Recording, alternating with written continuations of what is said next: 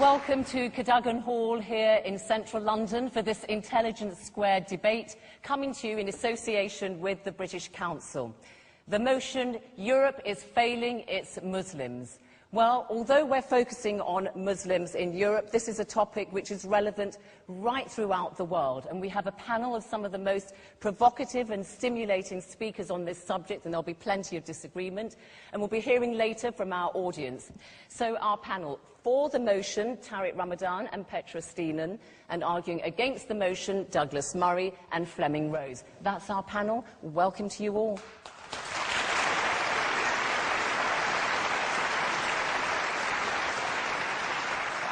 All right, so let's hear our panellists make their opening statements. So, first, for the motion, Europe is failing its Muslims, Tariq Ramadan. Now, he is Professor of Contemporary Islamic Studies at Oxford University. He's been taught by some of the best Muslim scholars in the world, but he's also very active at the grassroots level. He is President of the European Muslim Network. Tariq Ramadan, your time starts now.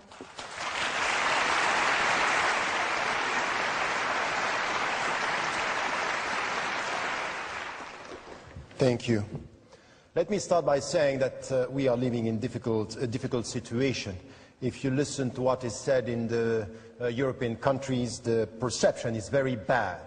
75%, for example, French people are associating Islam with violence. The perception is that Islam is a problem and that Muslims are creating problems. They are not really perceived at home in Europe. Every single European society has its own debates, its own controversies around the Muslim presence. The first one is the way Europe is defining itself. The current discourse and the general discourse is that Muslims are not European citizens. We have millions of Muslims that are already Europeans. And this is the situation when we speak about Turkey, for example. It's as if we are speaking about people who are coming from outside, not acknowledging the fact that we already have Europeans that are Muslims in our country. Not only this, on the geographical dimension, it's as if when we speak about Europe, we speak about Western Europe. Eastern Europe is not there. The Muslims who are being Europeans for generations and centuries are not perceived as Europeans. The Bosnian people are not Europeans. It's as if because they are Muslims, they are less Europeans. Our politicians, very often they speak about their fellow citizens as if they don't know who are these new citizens who are Muslim and they are living with them. It's as if these new citizens are problematic because of their religion, but not citizens as to their status. And this is where we have this confusion. We speak about cultural and we Islamize the socio-economic problems. Muslims in our societies are facing unemployment, discrimination and racism, and it's not because they are Muslims, it's because they are facing class discrimination, segregation and wrong social policies. At the cultural level, it's as if the new visibility of the Muslims is just showing that they don't want to integrate. In fact, it's exactly the opposite. The opposite, they are visible. Millions are visible. It means that they are at home. So when you have mosques, when you have organizations, it's not because you don't want to integrate. It's exactly the opposite. You feel at home, you build your mosque, and even this, it's also a very important point in the reality. So it's the opposite. When it comes to food, curry, and couscous, that's fine. When it comes to money, Islamic banking, that's fine. But when it comes to dresses, when it comes to color, when it comes to something which is different, it's not fine. So we are selective in our integration. Money and food, welcome. Colors and dresses, no. So, last point. Last point, when it comes to the media, it's as if here we are only dealing with problems and we are dealing with these controversies every day. We are talking about violence, the minarets, the headscarves, all the problems, not talking about what is done at the grassroots level, the positive actions of the Muslims, the presence. Millions are silent and are constructive and contributing to the reality of our country. And let me say something which is important. The Muslims are understanding the West and Europe much better than before. They are understanding and rediscovering their religion much better than before. And I would say, yes, I'm supporting this motion because today we are failing, but it's a question of time, because what I see at the grassroots level is much more positive than what is happening today in our political discourse, media coverage. things are very important behind. This is what I call the silent revolution. But we need time, and it will be coming. Thank you.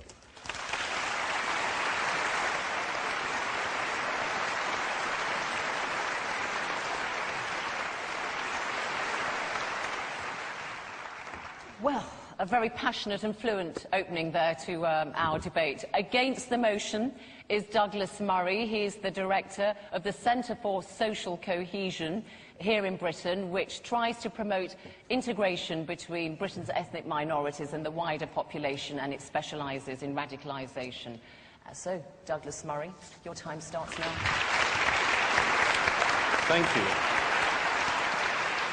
Thank you very much. Tariq says that Europeans associate Islam with violence. There is some truth in that. There is also a very obvious reason for that, which is that Islam is associated with violence. It was not Buddhists who flew planes into the Twin Towers. It was not Hindus or Jews that blew up the London Underground and buses a few years ago. And that simple fact has to be acknowledged if you're even going to start a dialogue. Now, what is happening... Ladies and gentlemen, it's not a pantomime. I'd argue that Europe has done not too badly, considering the circumstances. In the middle of the last century, there was an almost negligible Muslim presence in Europe. At the turn of the 21st, in Western Europe alone, there were 15 to 17 million Muslims. That's a very fast migration, ladies and gentlemen, one of the fastest in human history. And no society would find it easy to deal with that kind of migration. As it happens, European societies, Western European societies have, I think, dealt with this much better than some would. Certainly, Muslims coming to live in Britain and in Western Europe enjoy more rights and better rights, among them freedom of worship, than they do in any Islamic country in the earth here today.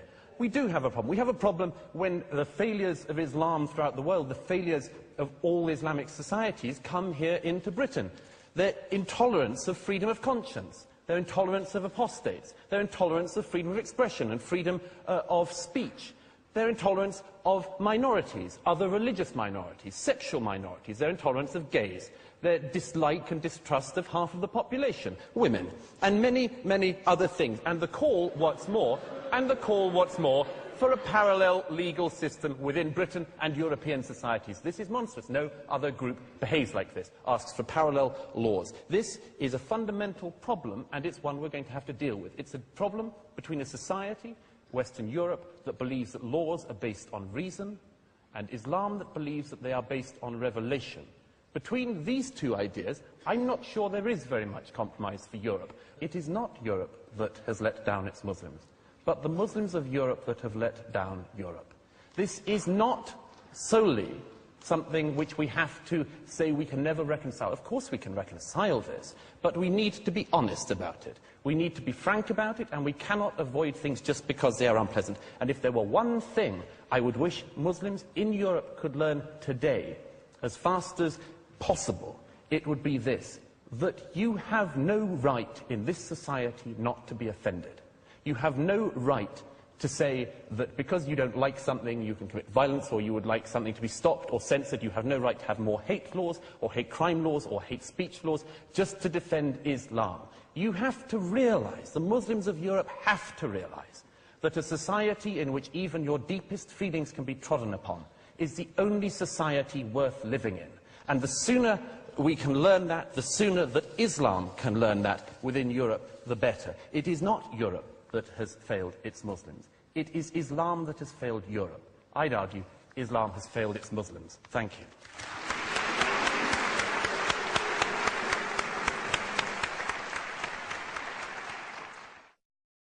Okay, well, let me invite some comments from the floor, and let's go to the lady there. Yeah.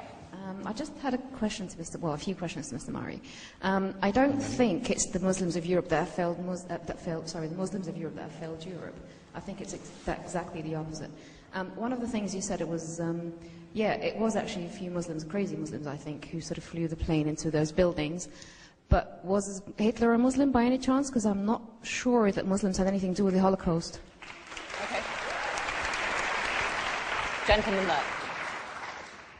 In 2009, the Centre for Muslim Studies, along with the Gallup poll, interviewed 500 British Muslims over 99.5% of those British Muslims found homosexual acts unacceptable. What was interesting is that the government has given concession to Muslims as well as other religious organisations. So it seems to me, in fact, this government here is prepared to give religious organisations, including Muslims, the rights over lots of gay men and women. Okay. Gentleman up there. You talked about how Europe has dealt with this problem, and what you basically have alluded to in the 6 minutes that you had are that Muslims are a problem. And you're from the organisation called the Centre for Social Cohesion, and it's worrying that to have you talk about these things in this manner. What you are basically alluding to is that Muslims are external to Europe, and it's worrying that you see it that way, because then that means there is no chance of there being any solution to any problem, or Muslims being seen as a part of Europe and being seen as European citizens. Thank you. Gentleman there. I just want to pick up something that Douglas Murray said.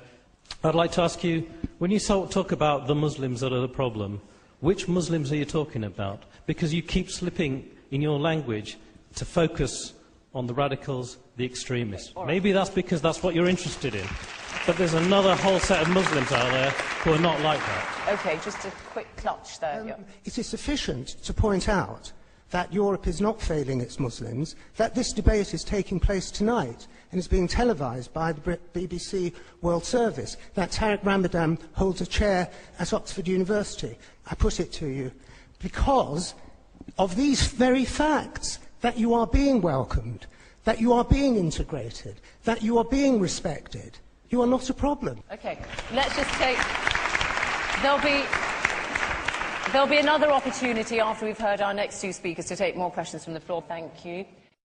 Now, arguing for the motion is Petra Steenan. She's a former Dutch diplomat who has worked in the Arab world, and indeed she's written about her experiences there. She's a very active human rights campaigner with a particular interest, amongst other things, in women's rights. So, Petra Steenan, the floor is yours.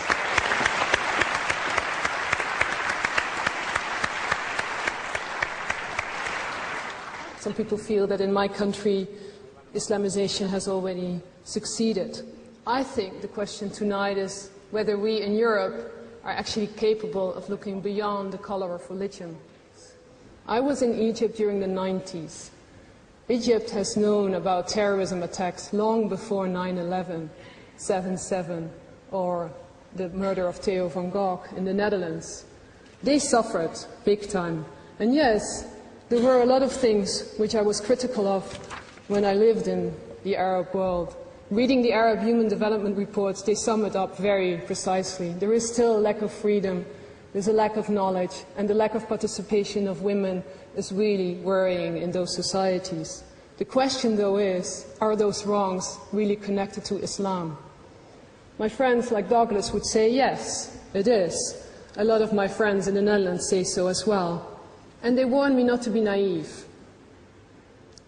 They say that the danger now is among us, like an Islamic Trojan horse. I wonder, though, and this would be a question for me to Douglas, what do we do with the people who don't want to adhere to your ideas of enlightenment? Do we send them away? What do we do? Do we re-educate them? So I'm wondering, are we actually addicted to our own stereotypes? Over and over again, we hear the same warning. We're sleeping, Europe will turn into a certain Eurabia, Islam is about to take over. I believe that this one-sided, one-dimensional story is really failing Muslims in Europe miserably. I'm a regular speaker at in the Netherlands about Islam, about my experiences in the Arab world, and I sense a genuine curiosity among the general people in the Netherlands not to believe what Geert Wilders says about Islam, not to believe what Douglas Murray just said about Islam. They want to know the other story. And yes, you've all heard about Ayaan Hirsi Ali, I'm sure. And yes, she was a pioneer. But the other people, Ahmed Abu Talib, the Barack Obama of the Netherlands, the mayor in Rotterdam, Famile Arslan, a female lawyer wearing a headscarf, she got on the front cover of Time magazine. And my best example would be Ibrahim Afellay. He's a soccer player, and I wish he would score the winning goal at the World Championship, I'm sure that he will be 100% one of us. I am inspired by people who dare to dream, and I believe that we would definitely fail Muslims in Europe, but even, not only Muslims, every single citizen in Europe, if we continue to judge people on the basis of the color of their skin, the color of religion, and not by the stature of their character. Thank you.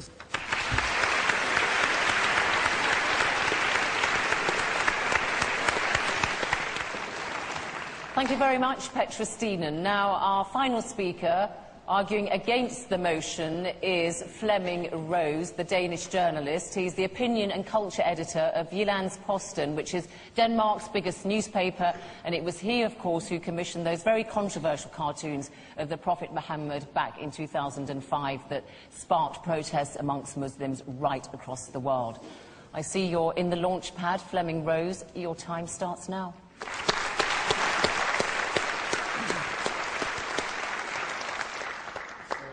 In fact, I'm not going to talk about cartoons tonight. I've done that for the past 5 years, and I'm a little bit fed up with it. But I'm going to share with you my afterthoughts after having lived that experience 5 years ago and still experiencing the afterwaves of what happened. I don't want to generalize, and I don't want to essentialize Muslims. In fact, I believe that every Muslim is first and foremost an individual endowed with certain rights and obligations. And as this serves, to my mind, as a foundation of liberal democracies in Europe, this is a very important distinction and caveat when it comes to the phrasing of the motion. It means that the citizens of Europe, they enjoy certain rights, like freedom of expression, freedom of religion, equal treatment before the law, and secular government. It also means that Muslims, as other Europeans, have the freedom to choose.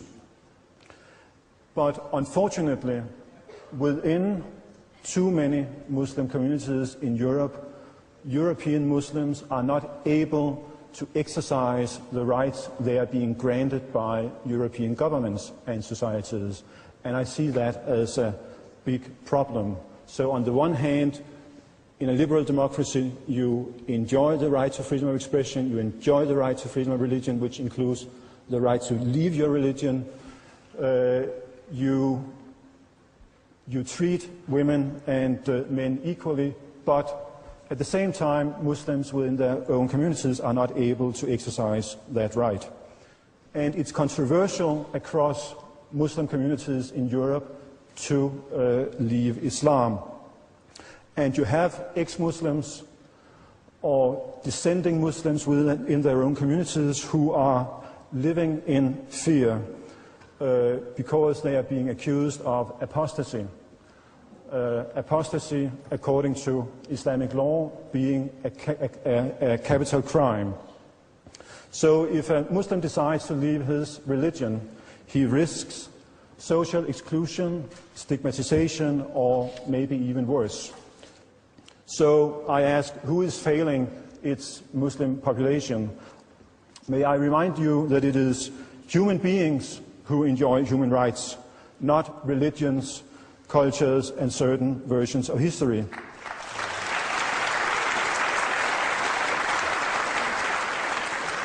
And I do believe in the notion of universal human rights, and I think that this notion has served Europeans, Muslims, and non-Muslims well, one consequence being that the Muslim citizens of Europe, in fact, are enjoying more freedom and more rights than any Muslim in any Muslim majority country.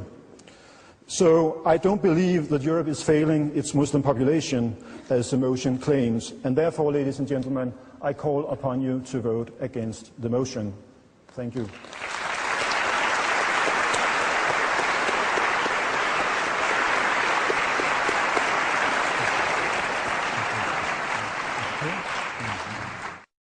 You've heard all our speakers, and we're going to hear some points, comments, questions now from our audience here. But our audience were polled as they were coming in.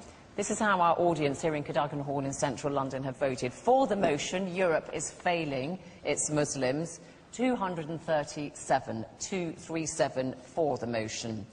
Against the motion, 220. And the don't knows were 218. So this is so exciting because it means, audience, panel, there's all to play for. And incidentally, just before I carry on, I should say, you can download a free briefing on the issues being debated here today if you want to. You can go to www.intelligencesquared.com and just follow the instructions. All right, so let's hear some brief comments, please, and questions from our audience. OK, the lady there, thank you. I have one question for the opposition. Although most in this hall would agree that the human rights that are accorded to all of our citizens, Muslim and non-Muslim, are greater than those in the Arab nations, do you think that we have failed Muslims by allowing the language of Islam as against us to propagate on and on since excuse me, particularly since 9/11, but even before that, and therefore allow our own Muslims within our own countries to feel as if they are part of the enemy rather than part of our own countries? Okay. Okay, I want to take very quick ones then. Okay, this lady here. I just want to make a quick comment to the throwaway comments made by Douglas Murray about Muslim women and Islam and its way it treats women. And I think that Muslim women are quite capable of speaking for themselves. And I think the sort of myths people like you put in the public arena, and I've heard other similar arguments from BNP and all that kind of stuff, they think it justifies their argument by saying, well, Islam treats 50% of its population in a really derogatory and whatever way that you like to explain it. You've got a mic. No, that gentleman there, is it? Yeah. Surely it's Islamic countries and nations and religion who are letting down many Muslims. The lack of correct investment in education, social justice and welfare in their own countries, which has caused so much social migration to Europe, which wouldn't have happened. But surely this lack of contribution to education and ability, especially women, of freedom, has stopped this growing and contributing to Europe as much as they could. Let's just take this young lady here with the headscarf, and then we'll come to our panel. I'm a British female. I love this country, and I give this country. Now you're calling me a problem. I don't think I am. I think you are. Second point is, as a Muslim female, okay, my parents might not let me go somewhere late at night because people are racist to me. They tell me to go back home, and they hurt me. I got hit by 2 white guys, and they laughed at me because I'm a Scafi, okay? Last point is to Mr. Fleming, about the point where you said about the religion, changing religion. Every person has the right to. No one says anything about that. But if you had a daughter or a son that wanted to become a Muslim, would you be happy about that? I don't think so. Why don't you just address that? Would you mind if, I don't know if you have children, but indeed, would you mind if they became Muslim converts? I mean, it's their choice. And I can tell you, I am... But that wasn't what she asked. Would you mind? She said, would you mind? No, I wouldn't. Of course not. I mean, I am married to an immigrant myself who comes from another community than the one I come from. So, in fact, I have been living, this kind of experience for the past 30 years. And yes, there were some members of my family who were quite critical about that. But it was my choice. All right. Hypothetically speaking, Douglas Murray, what would you say to that lady? No, of course it wouldn't bother me. I mean, I would hope that if somebody has access... Look, what Fleming and I are arguing for is that people have the right to access all of the kind of opinions, all of the knowledge that they can. That means, among other things, having, for instance, access to all of the criticism that should be written of the Quran and of Islam. And if they weigh up after knowing all of these things and having access to all of them that they would like to become Muslim, I don't have a problem with that. All right. Good, you answered the question. Petra? When my daughter was born in '98, I called her Soraya, which is the Arabic name for Pleiades, because I felt that she needed to have a present for the rest of her life. After 9/11, people asked me whether I had regretted giving her an Arabic name. And I felt sorry for the person who asked that question. That there's prejudice against... No, the point I'm making is, and I think it's the point the lady is making as well, that the fact that people are called Mohammed is probably, in the perception of many, putting them in a disadvantage. And of course, I totally disagree. Okay.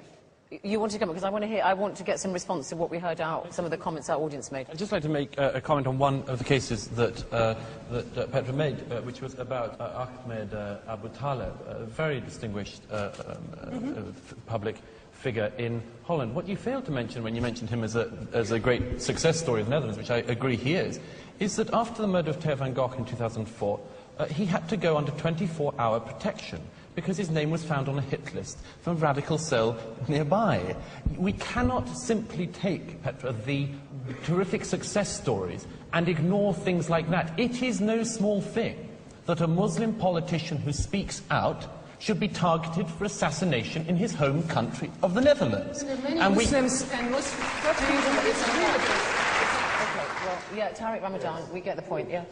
Once again, I think that you are taking one story and then no, it is, and many Muslims around the world and in the Netherlands were against that and attacked the small groups that were saying this. And this is the case today in Europe. The discourse that you have is helping to nurture this sense of alienation and not to let the Muslims feel that they are at home. And out of the questions that we got from here, people are saying, you are welcome here, and then in their own country. I'm sorry, I'm at home. I'm at home. What are you talking about? Don't talk about. So, talk to me. I'm sorry. Talk to us, or talk to me as a fellow European, and not as someone who is an outsider infiltrating the freedom of expression and using this. This is one. Let me finish. Can I come back to it? No, I'm not saying you're not a European, but I would appreciate the following, which is that don't come to this hall and tell this hall that you're a European, and go to another and talk to an Islamic audience as Islamic brothers. Because that is what you have spent your career doing. What's wrong? Speaking through. Let me finish this. And Tariq comes here one day and says, we fellow Europeans, we all speak to each other as fellow Europeans. And another, he speaks to a Muslim audience and says, we as Muslims. Which is it, Tariq? Which is it? I'm a Muslim. You can't pretend you have two identities. Come and just you know what? Can I say something about But you are my... Okay, you two, just a minute. We get your point. Let's see, I mean, Fleming and then Petra. And on this point, this specific point, can Tariq Ramadan be Muslim and European? And is there a problem with standing with Muslims and saying, I'm a fellow Muslim, but also being European? Douglas seems to have a problem with that. Of course not. Of course not. But I'm not finished. Islam is not a race. And why is this important? Because if it's race, you don't have a chance to change it. I mean, communists were also being discriminated during the Cold War, but that's also an ideology, although another kind of ideology. So you have to insist that Islam is a set of ideas, and you have the freedom to change, to leave, to criticize, to ridicule, and so on and so forth. And it's very, very different You have problems with freedom of speech and what you've encountered amongst some Muslims, is what you're saying. Yeah. Okay, Petra, on this question of identity, I think was the key I mean, it almost seems as if the only good Muslim would be an ex-Muslim. And so for me, how enlightened are we if we only welcome people who are like us? I mean, like you and me.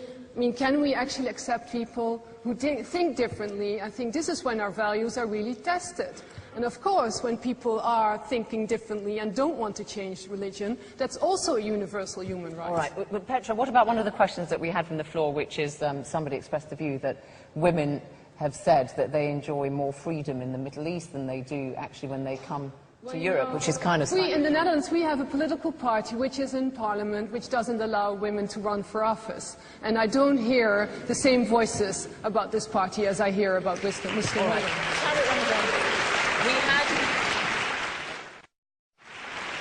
I do want to ask about women and Islam, because this is something, we've had some contributions from the floor on that, and women wearing their veils and so on. I mean, this is something which does exercise a great deal of debate the fact that a lot of people feel that you can't be a Muslim woman and enjoy certain freedoms. How do you address that?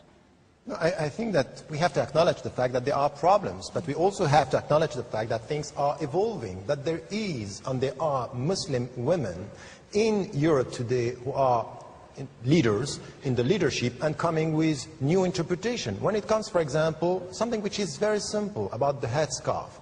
It's against Islam to impose it, it's against human rights to take it off. This should be the point, and this is why we should be in agreement. Second point, against forced marriages. We had campaigns in Europe against forced marriages. And then when it comes to anything which has to do with reading the text, being able to come and to get a sense of autonomy for women, this is happening. So I would say that in some countries you wear the headscarf, by definition, you can't be a free Muslim woman because the way you dress. I think it's wrong. Let the people decide and let them speak for themselves and listen. Right, listen, because sometimes they speak and they are not listening. There's a big debate, yeah. I want to talk about women.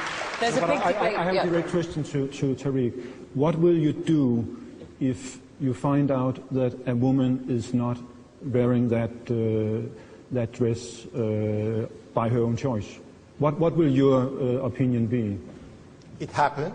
And I did it and I said it to some of the, at least now in my mind there are two, who asked me about the fact I don't want to wear it and this is imposed by my father and once by my mother. I said, resist. Don't accept something which is against your freedom because it has to be your choice and it's an act of faith. So for the dignity of Muslims, you have to resist. All right, I mean, there's a big debate at the moment in Europe, isn't there, in France in particular, about the niqab, the full face veil, and even people like Rachida Dati, the former French cabinet minister, has said that she is opposed to that. But Douglas, I want to ask you, you heard some of the people from the floor there, the woman complaining about attacks on her because she's described as a scarfie because she wears a head veil. I mean, that is something that you would regret. I mean, that doesn't promote social cohesion.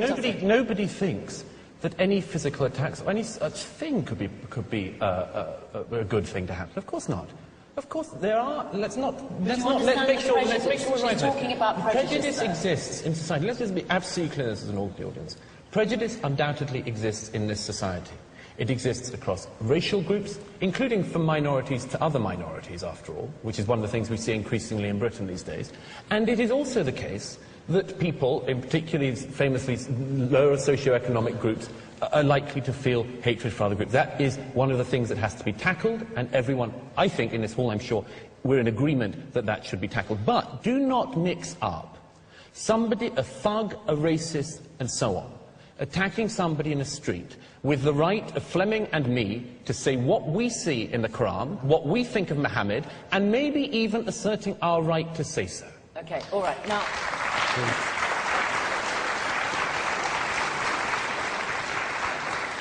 all right, the gentleman here. I think part of the issue here is that at the point where Europe was becoming increasingly secular, there's a group of people who have a tenacious belief in God. And I just wonder whether or not if we had 16 million evangelical Americans moved here, I'd feel exactly the same about that. I don't think it's anything to do with race. It's just...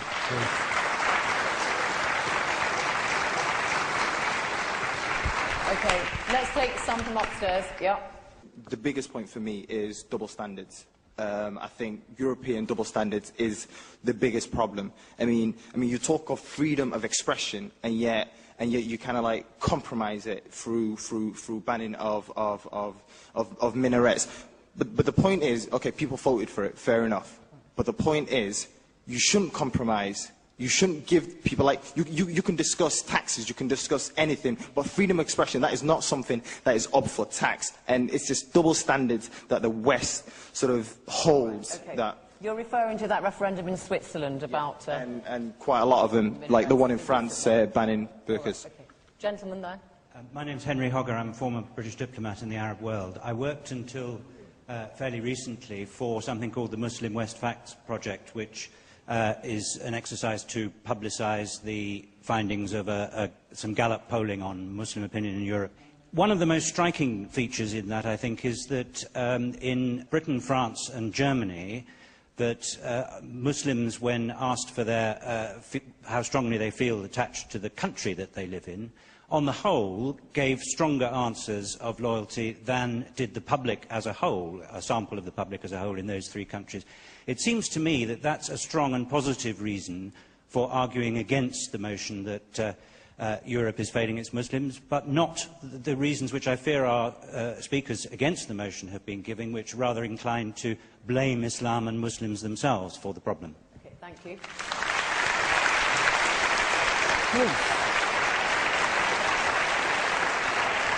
The gentleman behind you. I'll come to you in a second. I do a lot of work with Christians who've come out from the Middle East, sometimes due to persecution, and British policy is frequently behind that. So the world is very complicated. But what worries me is that a lot of the things that people are worried about Muslim immigrants into Europe are very hard attitudes that a lot of the Christians also have. And I think if you're, for instance, from a gay minority in a lot of those communities, it is very, very worrying. And therefore we need to be thinking slightly bigger than just this Muslim thing, but it is about a wider cultural problem. Right, okay. The lady now, wearing the hat. Just a comment to you, what you said about women. I think, first of all, that's really misleading because you're getting culture confused with religion. And if you just take a moment to look into the Quran, you'll see the Quran gave women rights long before women in Europe started burning bras for their own rights. And you'll also see that actually in the Quran it encourages women to seek education, it protects us from violence, and it actually gives us rights in marriage. All right, okay. So you're very wrong. Can I go upstairs? Yeah. I'm Oliver Cam, I'm a leader writer for The Times. Immediately after the Swiss vote to ban construction of minarets, my newspaper published a leading article condemning the vote as inflammatory and a violation of religious liberty. But beyond religious liberty, beyond your, sir, right to freedom of association and worship, I cannot understand what possible claim your deeply held religious beliefs have on the rest of society. They are, in my judgment, flawed and incoherent and wrong. Why do I have any reason to respect them, and why do they belong in civic society? Okay. Just some brief ones now. Yeah. I was brought up a Catholic in Ireland. Later on in life I moved to England and I converted to Islam. Did my testimony of faith and I was ostracised by a lot of my friends. As a practicing Muslim was 2003. A few years later I came out as gay and I was ostracised by a lot of my Muslim peers. And then I became very isolated and I was lonely. I didn't know where I was. And I think the question today really is Europe, is it failing its Muslims, but are we all failing one another? And that's something that we should really look at. And I'm now in love with a lovely Muslim man and a good relationship, so thanks very much. You've got the microphone, go on. Hi, I'm Caroline. I'm just a human being. I don't represent any sort of party or community or anything like that. I respect all religions, and as far as I'm concerned, they've always shown respect for me, and I don't think that it's fair that we should judge an entire religion by a few fringe people, because if you count the Muslim community, it's humongous. You know, you can't just say, right, terrorism, that's it. While the audience are voting, we're going to hear our speakers again, and this time they're going to talk in reverse order while we're just doing that process. So, Fleming Rose, Danish journalist who commissioned those controversial cartoons of the Prophet Muhammad back in 2005. Will you take the floor to make your closing statements? I will speak against what I would call the racism of lower expectations towards Muslims. I think it's a big problem that people apply a different standard to Muslims than they do to other groups in our society. And it was very, very clear during the cartoon crisis when, in fact, those cartoons were not in any way transcending the limits of the kind of cartoons dealing with Christians and other religions. I mean, by publishing these cartoons, we said, you know, you are part of Europe. We are not expecting more of you. We are not expecting less of you, but we are expecting exactly the same of you as of every other group in our society, and thereby we recognize you as Europeans and as Muslims and as integrated Europeans. Okay, well,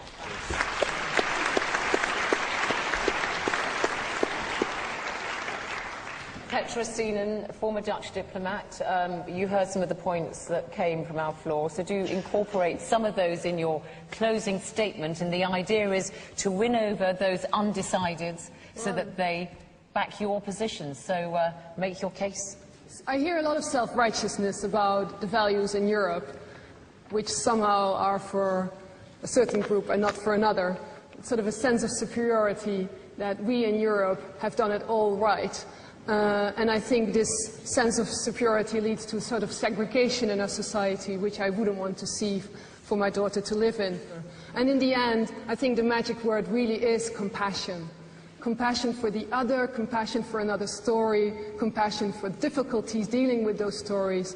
So I think that if we want to be citizens of the 21st century Europe, where we enjoy similar rights, civil rights, and I think one of the things we could have learned from the American experience is the civil rights movement. So I think attention for civil rights in our schools, in our systems, is really necessary. Thank you. Okay. Douglas Murray, Director of the Centre for Social Cohesion, a think tank which studies radicalisation and extremism in Britain. Your closing statement. Thank you. Well, first of all, just to pick up on a couple of people, particularly women, who've said about the terrific things that Islam gives women in terms of rights. The first thing is, yes, in 7th century Arabia, some of this was progressive. In 21st century Britain, it is not. And you have to make that fundamental admission that the Quran is not a document for women's rights in Europe in 2010. It is not. Secondly, why is it that only Islamic societies and mosques in this country are places which teach and preach hatred of other minorities? Every single week in this country,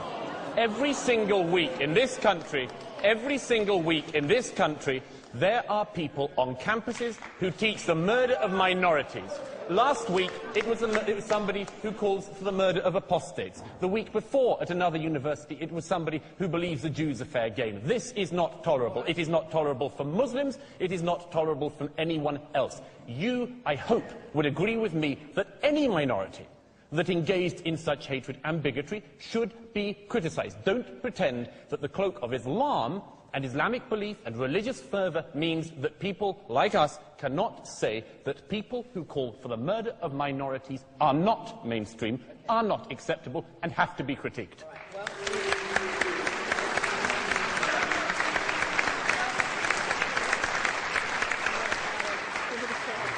So, Tariq Ramadan, Professor of Contemporary Islamic Studies at Oxford University. Final word goes to your closing statement, incorporating some of the points raised by our audience. Thank you for that, and welcome to social cohesion. That's really nice.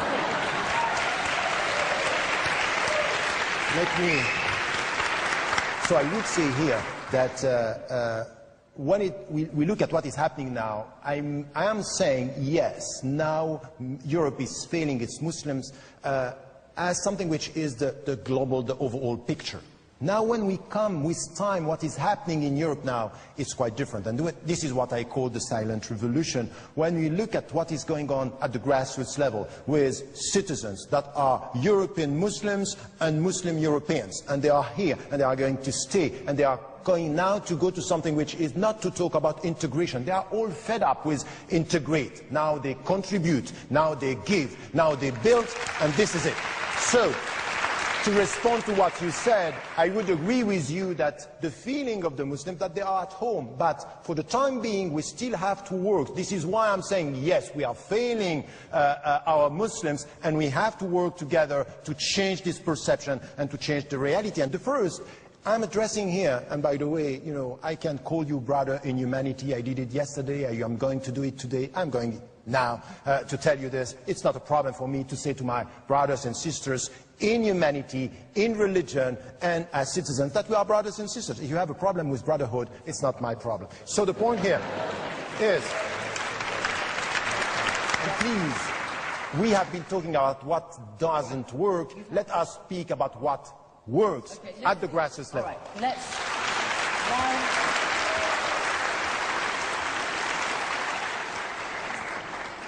let me give you the result now. So let me remind you that Before the debate, as you in the audience here were coming in, 237 of you were for the motion, 220 were against, and the don't knows were 218.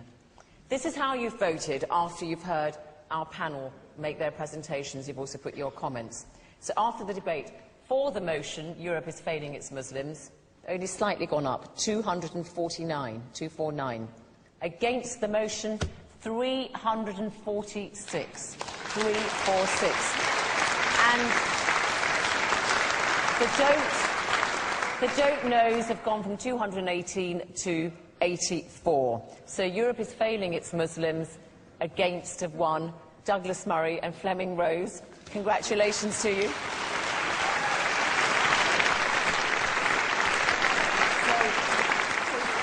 Our thanks to all our speakers, to the British Council for making this very important debate possible, to you here in the audience at Cadogan Hall in central London, of course, you at home who are watching. I'm going to go and celebrate with the winners and commiserate with the losers.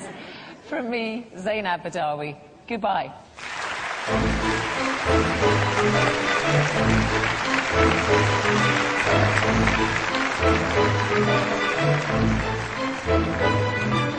Thank you.